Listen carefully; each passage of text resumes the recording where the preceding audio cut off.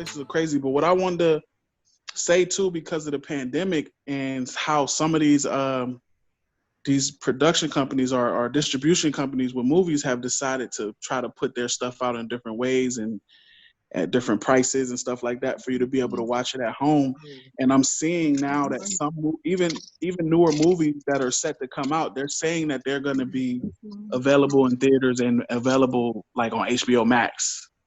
Yeah, I was going to bring that up. Like Warner Bros. Entire lineup for the year, like all the movies Warner Bros. Are making are going on that HBO Max right after Wonder Woman. Everything after Wonder Woman is going to HBO Max.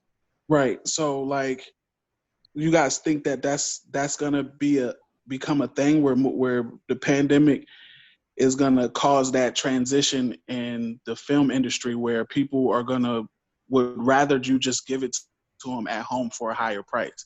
Because people were complaining when they were doing it too. People were complaining about the movie being $30. But I'm like, if you have a family like mine, if I'm taking my whole family, I'm talking about 6 people. Oh, even if you have a girlfriend, if you just have one person, you're going to pay close to $30. Right, exactly. Especially if you're gonna get something to eat, you know what I'm saying, or something to do. Right. So you anything other than the ticket. Y'all going to where you paying $30 for 2 people? 2 people and 1 drink or 1 snack, you're damn near 30. If you both get a drink and then you share a popcorn, you might be over 30. Your ticket, if it's like a Friday night or something like that, your ticket's like $12. Yeah. The ticket is like it was $10.50. That might be a matinee or something. Not if it's like a big movie and it's nighttime and I thought the matinee was $7 verse. When the last time? It's been a long time since I went to a matinee. I feel like that been $12. You talking 10 years ago? Yeah, about 12 is a regular price, LaKrysia. $12 is about a regular movie price now. Oh shit! Well, I feel blessed because I ain't paid no damn $12 for no fucking movie ticket. Yeah, it might even be more. I mean, it's been a minute since I've been to movies. It might be less right now. Like a regular. I'll look at it to see how much it is right now, but it might be less now because of the situation and to sell tickets. But I feel like it was definitely $12 for like a person. But back to your question, I feel like coronavirus is already moving us in that direction. Hence why a lot of people haven't been going to the movie theater because of the social distancing and having to wear a mask and all the extra stuff. And then thinking about that, when we go back to the shootings, so now you got a movie theater full of people wearing masks with, I don't know about all that. Yeah, and LaKrysia, I'm looking at Harkins right now for whatever this movie Buddy Games is. If I was going to get a ticket for $9:30 tonight, it's going to run me $12 per adult, $8 per child, and $9 per senior.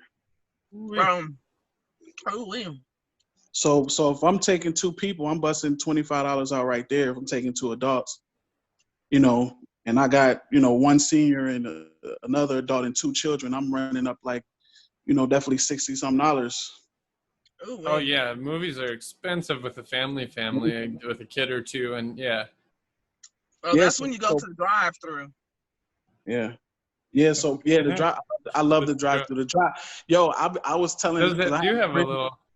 Yeah, I got plenty of friends out of state, so I always be like, man, I'm like, I feel so bad for y'all that y'all don't have the ability to go to a drive-through, because like this winter, my family's probably gonna live at the drive-through, because I mean it's everything you need in this pandemic right now. Like I don't have to. And I bring my own shit. Like we just bring our own shit anyway. Right, especially in a car. Fuck. Yeah, in a car you can bring whatever you want. Yeah. Get you a meal, take you some drink. Bro, me and wifey will go to the drive. Before we hit the drive-in, we'll go hit like Red Lobster or some shit and just get it to go, and then go to the drive-in and just chill and eat our Red Lobster while you're watching the shit like outside. Like it's, and you're not close to people. Everybody's at their own little car, definitely 6 feet apart because they're cars, Exactly. Yeah, that would be dope. So, but yeah, I think Las Vegas got one, right? From the same company. They used to. I don't remember if they do now. I would think we do. I thought when I go to the website, I thought I see that it's like one in Cali and one in Vegas or something like that. Or Nevada, maybe it just said Nevada. They have one here, yes. Yeah, we got one. On 51st and Glendale or 55th and Glendale or some shit like that. I don't know. I'm about to check. I mean, I would think we definitely would. And yeah, I think shit will slowly. Yeah, West Wind Las Vegas Drive-In. Yeah. So yeah, it's West Wind. It's called West Wind out here too. So yeah, it's the same. Okay. Same. It's damn near 5 full stars. It's very highly rated. Way better prices out here though. Out here it's $750 general admission, $150 for kids. What do you know about that, son? Yeah, and $8. No, it's $8. It's $8 here. The drive-in is cheaper too. It's $8 Oh, here. that's right. You were reading the regular in-person theater. Yeah, okay, I was reading Harkins. Yeah, I was reading. Okay, yeah, $750 admission. Holy shit. Yeah, that's not bad at all. Just to pull up in your own comfortability of your car and sit back and watch this little movie, and it's easy because they just stream the audio to a radio station, to like a right. Oh, that's awesome! So you just set it to the right thing, and then you have like the surround sound in your car. Yep. Uh-huh. Oh hell yeah! I'm sorry, you've never been to a drive-thru before? God, I don't think so. If I had, it was when I was like a little kid, but no, not anytime recently. If you did when you was a little kid, they probably had the little boxes, the little sound boxes then. Uh-huh. I never experienced the sound boxes. I only went to a drive-in when I came out here. We didn't have one in Virginia, so. Okay, yeah, they clip like a little speaker on, but yeah, I was young. I haven't been anytime recently, like probably anytime over like 5 or 6 years old. I know I was super young, but I remember it's like Verse said that they come and like hook it over your window. Like they hook it so it like stays in place. It was fucking hilarious. Right. Yeah. But I think it will. I think those could have some, could have like a resurgence like they are. It kind of reminds me of the silent discos, like where the music's not out loud and everybody just has the music in their headphones. That's what it reminds me of when you said everybody just sets their car radio to it. But crazy, you just gave me an idea. Those headphone parties, those might be a thing you can bring back. That can resurge in the pandemic as well. Do you think? We're not talking, so we don't need to be up on each other anyway. And yeah, you know that's true. That's true. It's not like you need to come up and talk to people or No, we all got our heads. I think like you said with the streaming, I think that will get a lot bigger because when you look at all these big names that are signing the Netflix deals and everything, like that's what they want to do too. Like I don't think they really care about the big theater releases and anything anymore, like the actual workers, the actual actors, you know. I think eventually it'll get to a point where, because the problem is it ends up like $100 a month if you were actually going to get every provider like Hulu, Netflix, Disney, HBO Max. Like you would need quite a few providers to have access to everything. So what I think it will get to is almost kind of similar to like the pay-per-view era, like where you used to order like boxing or wrestling or things like that from, I think you could even with like adult material, like the pay-per-view where you could just order things individually. Like I would rather just do that, just pay like $6 a pop for the movies that I actually want to see, as opposed for paying, you know, $9 a month for HBO and I might only want to watch 30% of the movies. Like I think it should just become similar to when we had the pay-per-view model, except it'd be straight digital. You wouldn't need like the box and shit like you did back in the day. Right. I think that's where the like Fire Stick and stuff like that comes in, because I have a smart TV and a lot of that's already programmed on my TV. True. Yeah. That's a good point. But I mean, obviously they want to be able to recoup as much money as possible. So I think they'll eventually make a model where you can buy them directly. They don't really make much money through when people have like Fire Sticks and things like that. Yeah, they'll probably like separate some shit like that. Like you don't have to have like a monthly membership to like watch one of the movies in the theaters or something like that. You just need the app, or you just need to have the app on your phone or your TV or your Fire Stick or whatever. I think it's going to change a lot. I just think that a lot of people in the times that they was trying it out, a lot of us should have flex our muscle as consumers and not really buy into everything that they're trying to, that they're just pushing out for us. Like when Disney released Mulan, like that shit was crazy how okay, I get it. It was supposed to go to theater, but your launch has not been of the greatest app launches as far as content goes that's been out here. Like it was very underwhelming when they launched their app and they had problems and they didn't have a lot of shit that we was looking forward to being on there, but they did get it going and everything like that. But that should have been a gem. Like they should have gave us Mulan. You shouldn't have made us pay $30 for that. Right, that is true. I didn't know. I never downloaded it or tried the trial or anything, so I didn't know there was issues. But I thought that was kind of dumb that when they were putting Mulan out, right when they had a new app, that there was like an extra cost on top of that. Yeah, I think it was like $30. I think it was like $30, and I'm like, nobody's even checking for the live action version of Mulan like that. I don't think so. So like that, I think a lot of people were like, I mean, when y'all say it's free, I'll watch it then. Which it is available for free now, but. Right, and I think they did, like, if you actually read the fine print, like, I think they did clearly say that, like, there was the price, and it also said, like, this will be free December whatever. I think maybe it was just December 1st. But they were transparent about that right from the start, that, like, you can pay if you're that excited to see it, but it is going to be free in a month. Yeah. Because, that was, like, 1 month before. That was, like, beginning of November when they dropped that, right? Yep. I think that the movie itself was terrible. I think this is something that I've actually wondered why, movie companies or whatever, or even theaters haven't moved towards this. Like, and think about it, like, as a theaters, let's say we have a theater, we own this theater, whatever. Why couldn't we come up with a model where we can have an app for our theater? Like this is our theater app. You can come up here and buy and stream movies that we are playing in our theater and watch it at home. Like, I don't know why. I honestly don't know. In this day and age, I don't know why it took a pandemic for them to realize that that giving people the ability to watch these movies at home is profitable. That's true. I mean, it would almost be essentially like how radio stations worked if you did it like that. Like, there would be the new movies, and then whatever theaters carried it would carry it. And I think it would almost be more likely, though, like how. And I guess they couldn't really, I was going to say, I think this would cut Netflix and Hulu out of the equation, but I guess Netflix does have quality originals themselves, so maybe this wouldn't be the case. But what I think is eventually just everybody will probably have their own app as far as like production companies. So just like there's like a Disney one, you know what I mean? Like Warner Bros. Would eventually just have its own, and whatever would just have its own. And then I think like the Netflix and HBO and Hulu, and then they would be struggling, because all the big companies are just going to directly have their own apps with all the big name actors and shit. Yeah, well, that's why they thought Netflix was going to be out of here, because everybody was pulling their shit. It was like, why don't we just have our little own app? We charge somebody $10 a month to.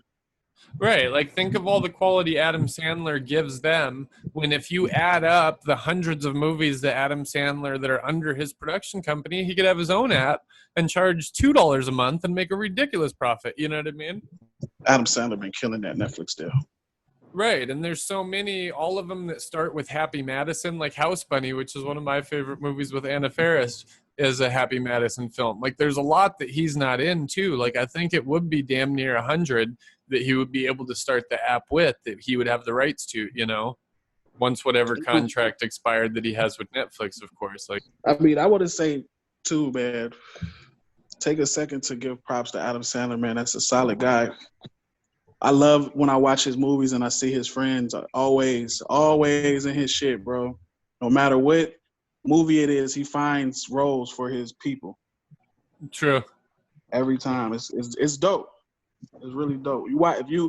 Especially like if you're not an Adam, because I put my wife on that because she's not an Adam Sandler fan. She doesn't really enjoy his brand of his way of comedy. You know what I'm saying? Like she doesn't really enjoy that the way that I do. But showing her that, all of his movies had his people in it, like that was fascinating to her. Like, she's like, dang, I watch every movie, and there it is.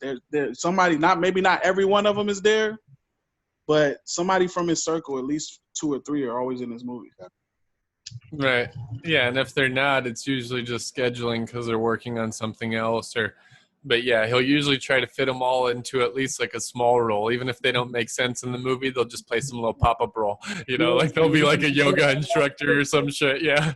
Yeah. Oh shit, they go, oh boy, oh shit, okay. Like Kevin Nealon will do that a lot. Like that's one of his homeboys, and Kevin Nealon will just come to play these little like 5-minute roles, and then you don't even see him the rest of the movie. Right. It should be funny. He's one of those like creators. Like he kind of has his own brand. There wasn't like comedians that were real similar to him before him. I felt like he always had like his own swag, so I always respected that element. And Happy Gilmore is one of my favorites. I do really like Happy Gilmore. I think he has a sense of humor that people don't understand. And it's kind of witty, but then it's kind of dark, but then it's kind of humor. Like, I don't know. He's got all different types of personalities. Like, I swear, I think he has, some multifunctional personality disorders. That's true, because he even did that Little Nicky, and he had a couple, like, weird ones, yeah. Yeah, that's true. Little Nicky. That one was that was one of my favorite ones. I did too. A lot of people didn't like it until like many years after it came out. I thought it was great right when it came out, but I always like over the top campy shit like that. You know what one he did was weird? What was that one? The one where he was like a shoemaker. Y'all know what I'm talking about? I can't remember what it was. Was he dressed up all weird, or did he look like a regular person? I don't even I'm telling you, that movie was just weird as shit. The Cobbler or some shit like that it was called. Oh, I vaguely remember. I didn't see it, but I remember like the previews. I don't think I saw it. Tried to watch it. It was too weird. I didn't finish it. I was like, I remember there was that one that was like a really dry humor, and it was barely a humor at all. That Funny People. That was just like a sad story of like a comedian dying with cancer, and had like tons of cameos, and like Ray Romano and like Eminem and like all kinds of random cameos in there. Yeah, some of his swings is he missed, but yeah, he got a good at bat ratio for real. Yeah, that one was I don't think critically held very highly. That Funny People, at least not initially. Yeah, Longest Yard was my favorite joint he did. That shit is hilarious. Longest Yard was actually really good. Yeah, Longest Yard was good. And Longest Yard, like, they make the best use out of such a random cast. Like, it's mostly rappers and wrestlers. Like, yeah, it's crazy. That shit is crazy. I'm like, yo, look. D12 is in there and shit. Like, Nelly, fucking Goldberg. You look at that cast, you're like, what is this? Bill Goldberg, Kevin Nash, Stone Cold, right.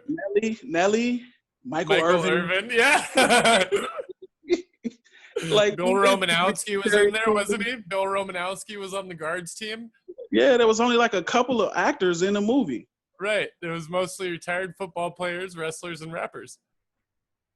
It was pretty dope. I think it would be a really fun cast to be shooting on, you know what I mean?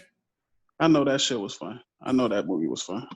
And that's what I was going to say at the beginning of the segment when you first brought him up is whether if it's like my brand of humor or not, like he does just seem like a really cool, like good-hearted dude, like non-hateful type, non-prejudice type person, you know what I mean? So yeah, I just think he's real cool. I dig him as a person more than I dig a lot of his actual work, you know? Yeah, for sure. I think we all agree, right, that we think that that this pandemic is gonna cause everything to move towards more towards a home streaming experience. You guys think probably? I mean, definitely temporarily. What I'm wondering is how permanent will be. Like, of course I do temporarily. I'm just wondering if it'll stay that way or if eventually theaters will open to a similar amount. Like, and I don't know. I mean, do y'all know that? Did y'all know that? Like at the Harkins over here, you can for like $150, you can just rent out a showing. You could do that. I think most cities now.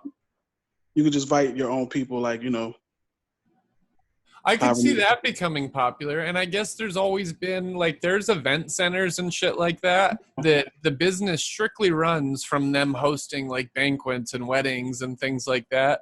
So maybe it could go more that way. Like, of course it'll be this way temporarily, but maybe theaters will open back up in smaller numbers, and that'll just become the thing. Like, people will just rent them for parties and shit, you know? Don't you think that's crazy though that it costs me $12 a ticket, but I can rent the whole showing for $150? Right. That's why I said it'll probably just convert to that, because there's no appeal to paying that amount of money to go see it. There is an appeal to paying that amount of money and just having your own friends in there and just kicking it, you know. And so yeah, I think it'll essentially work like a venue, you know, and they'll just hire people to come work when people come. So if you were working in the movie theater industry, I think instead of you working at like one theater 5 days a week, you would probably work more like how like caterers at parties do, and you would just go to theaters that people had rented at the time, you know what I mean? And you'd go send like 6 employees while the people had it rented to run everything. And that's probably what I would predict. I could definitely see that happening, like after this stagnant period, that it just becomes theaters are just more of a venue now, and not something that people go pay $12 to sit down and watch an hour and a half film. I'll subscribe to that shit when I can come and watch whatever I want to. Like if I just want to be like, all right, look, I'm gonna rent it out. Y'all go ahead and play the wood for me. Right, that's the problem. If I could just pick one of my favorite movies, exactly, because they give you like a menu and they all suck. Yeah. Because I was thinking about doing that. When I first saw that article, I started to text my homegirl, and then I was like, well, I better look at the fucking menu first.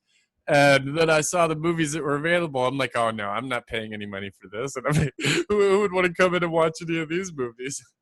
Yeah. We recently went to a birthday party. One of the kids that my daughter used to be in daycare with was having our birthday party. It was probably like 20 people there. There was a few families brought their kids, and we was all just, you know, it was dope. We just walk in, chill. We separated. We watched a movie, you know, sung happy birthday, and you know, we was out. It's a good experience. Oh, at a theater, they rented one? Yeah, they rented one to watch Cruise, that new Cruise movie. Okay. That actually looks decent with the sloths. Mm-hmm. I'm kind of a sucker for those animated. I like a lot of those. I loved both of the fucking Trolls. I like the Shreks. I know LaKrysia likes Shrek too, though. The Shrek series is bomb. Oh, there's a couple of those. I like a lot of those animated, like the Pixar ones and shit. Yo, Shrek is an adult movie. But Shrek is great. Like, Shrek is brilliant. They gotta stop saying that that's a kid, that's a children or a family movie. That's an adult movie. Yeah, that's true. It's kind of dirty to try to disguise it. Like, just call it what it is, like these other adult cartoons do. Yeah. I love the movie, but my kids don't really be like, oh, let's watch Shrek. Well, I think the reason they don't call it an adult, and the reason why it doesn't excite kids, is because they make the adult references way more like subtle and clever than other shit does. So you actually have to understand the realm they're talking about to get it. You know what I mean? All right. Exactly. But yeah, it'd be better if they didn't even market it as a kids That's thing. my fault.